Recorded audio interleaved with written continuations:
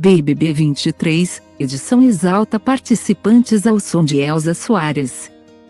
Há 5 dias de seu final e às vésperas de definir o primeiro finalista da temporada, o BBB 23, Globo, abriu seu programa de quinta-feira com uma grande homenagem aos participantes negros da casa.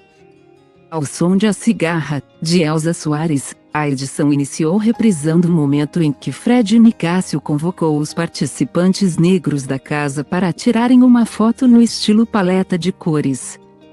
Na ocasião, o médico puxou Domitila, Cesar e Aline, que estavam fazendo outras coisas, para se juntarem a ele, ser Aline, Ricardo, Marvila e Gabriel Santana numa foto.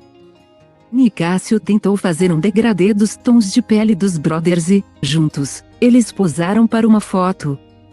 Ricardo comentou: "Sou o único negro da família." Fred Nicásio amou a foto, e comentou: "Olha os tons sobre tons. Que lindo." Os brothers deram parabéns uns aos outros após a foto.